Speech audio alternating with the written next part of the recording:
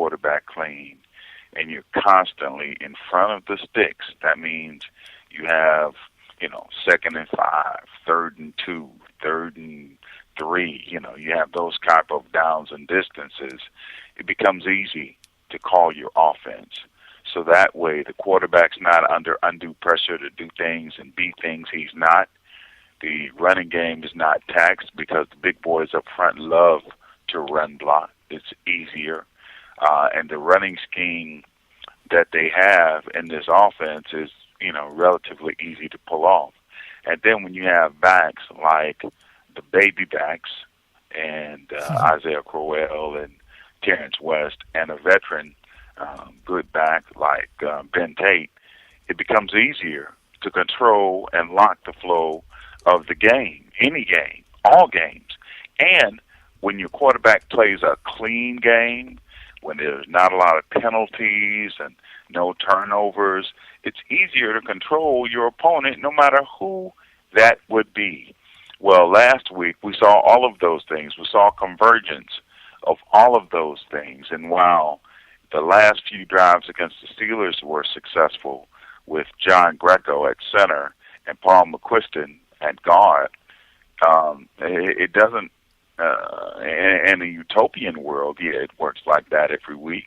But there's going to be a ripple effect. There's going to be an effect of missing a Pro Bowl center because now the Pro Bowl center is out for the year, and that guard has to move to center where he's never played guard, center, and then the backup guard has to step up to be a starter.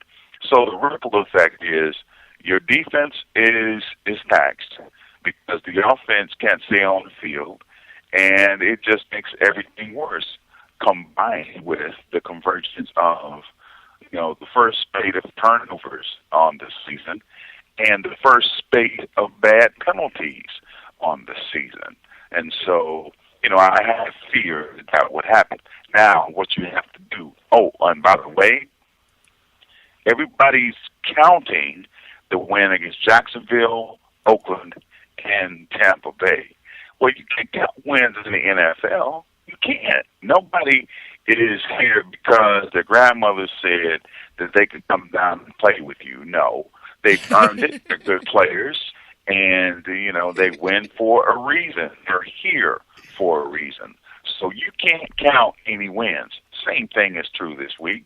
And then there was a little bit of, I guess, an underestimation of the talent that they were playing. They were playing the Jacksonville Jaguars, and you look on paper, they have no wins, no real great players to speak of. But if you look a little closer at that roster, they've got in my opinion, they've got every bit the talent that Cleveland has. The only difference is that talent is not in the state of development or in the state of repair as the Browns' talent is. Same kind of talent, but it's just not as mature. And they got a better quarterback. I like Brian Hoyer, and don't misunderstand me. I like him. But I'd rather have a Blake Bortles, even though he's not ready right now. He's going to be ready very soon. I've watched a lot of that young man play, and he can really play football. So here's the other thing. This week they play the Oakland Raiders with the same formula for success or failure for the Browns. Young quarterback, divergent talent all over the field, not mature yet. They still have to get their identity together to play. Same thing next week with the Tampa Bay Buccaneers. Young quarterback in Mike Glennon, great arm, some weapons, some implements, some defense, talent sprinkled about the team, and a good coach who understands what kind of team he is. So this is a very dangerous spot for the Browns, because if the Browns don't get themselves together mentally, then they could find themselves losers of 2 in a row when they should have, on paper, figured to be winners of 2 in a row going into the third game against the same type of team. So it's a very interesting time for the Browns, and we will see whether or not they've matured from week to week, because this is an opportunity for them to say, hey, look, we got to play better than we did last week. We think we're better than these people. Now let's go out and play like it. In this lot, let's not just roll our helmets out there and have them bow to the greatness of the Cleveland Browns. Hey, perfect setup and segue, because while we were waiting for you to connect back up with us, I was talking a bit about a couple of the conference calls this week and listening to Derek Carr. And that was somebody that in the offseason and leading up to the draft, every quarterback was hashed about here in Cleveland, but that was one who was mentioned a lot. And I'm just curious your thoughts. I said, you listen to the kid talk. I mean, obviously, he's a work in progress, and who knows where he's going to end up by the time he's done. But, you listen to him talk. He's got a good head on his shoulders. I like the kid. I like the way he approaches the job of quarterback in the game of football, at least, from what he puts forth to the media. But what you've seen on the field, just what are your thoughts on Derek Carr so far here as his opportunity has come about with the Raiders? Well, if he continues to develop, he can be a star. Derek Carr, the star, right?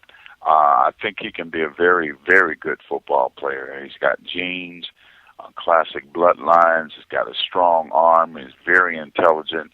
He's a guy who has a work ethic. I really like him. From what I've seen of him, and I just got through watching him a little while ago in a couple of games that they've played. I like him very much. I really, really do. And I think if the Browns aren't careful, they can get got by him, because the Browns don't have – I think the one thing that you can discombobulate a young quarterback with is pressure. Pressure from the outside, pressure up the middle, pressure. And with the injuries to their tackles not being at 100% and them not having great outside pass rushers and not being willing to blitz as much as they need to get to the quarterback, then Derek Carr presents a very stern test for their, I don't want to say overrated Joe Hayden and, the past defenses of the Browns, but I'm bumping right up against it. They have to play to their press clippings. Otherwise, this team will be like the San Diego Chargers of past years. All offense, no defense. And so Derek Carr can beat them with some of the weapons that he has at his disposal. He's got two good running backs. He's got a bevy of receivers, some young tight ends, some good young players along the offensive line, some veteran killer defenders on the ends, Justin Tuck, Lamar Woodley, although they haven't started to play like that, but they will. They have that talent. And when they stand across the line from the Browns, in their mind, it's probably like, oh, these are the Browns. All right, let's do this. And so you have a chance to get their very best game on Sunday. So, yes, Derek Carr.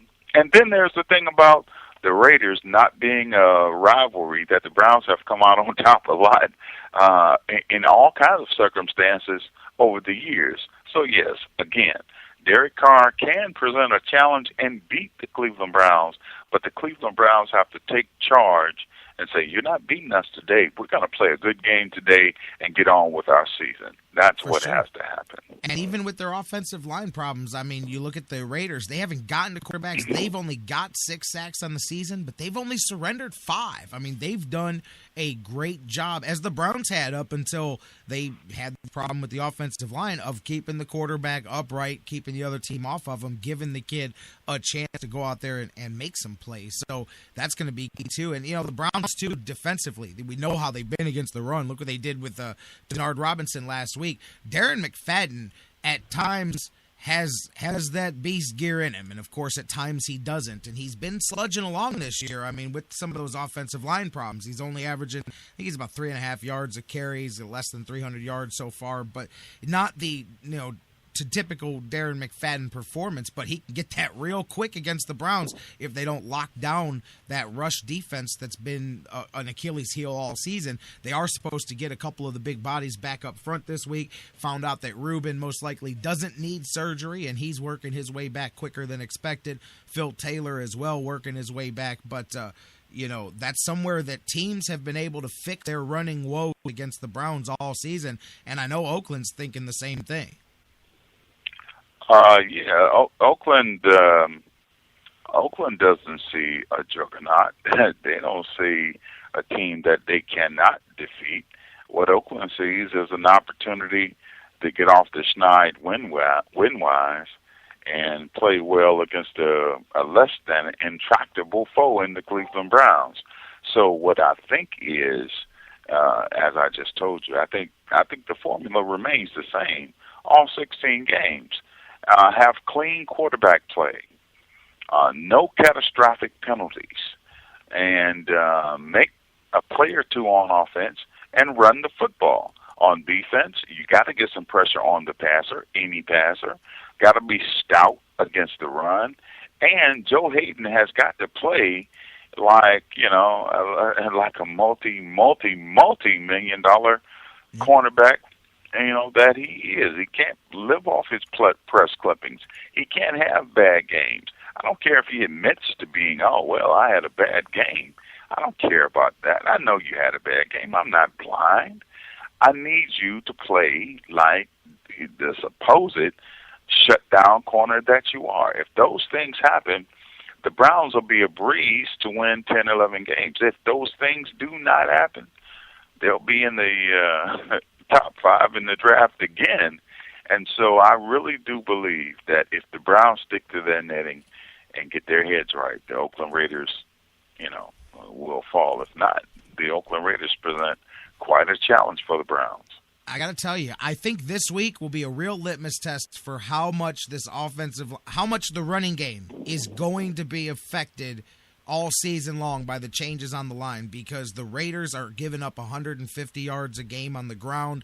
They definitely have had problems stopping every other team from running the ball. The Browns couldn't run it last week with that front 7 of Jacksonville. If they have trouble again this week against a team that has been, much like the Browns, been gashed against the run all season, then, that's something to really keep an eye on. Like you said, it can very quickly, things can go south in a hurry, and especially if you're not running the ball, play action's gone. Everything that you were raving about gets taken off the table. So I want to see how they run against the Raiders. This team gives up 150 yards a game. The Browns need to get out here and run for 150 plus this week. That's going to be the key to the whole thing. Well, it looks to me as if the Browns' offensive brain trust get bored during games. You know what I liken it to? I liken it to if you're a good Madden player and you do one thing well, you may throw into the flat, you may run the ball, and you become bored and think football should be played a certain way. But the talent that you have dictates how you play. And so I think the Browns' talent dictates that they run the ball and stop the run. They got 2 stout run defenders when healthy, and Phil Taylor and Ataba Rubin. That's the, I think, start of where you should play defense, or the way that you should play defense, or the philosophy that you should have playing defense. And since Monty Bryant, their best pure pass rusher, is out for the season, then it becomes incumbent upon Ray Parker, not Ray Parker, he's a singer, Ray Farmer, to come up with a speedy edge rusher or 2 or 3 to augment that sterling running potential that they have. And so you play good, solid defense, nothing flashy.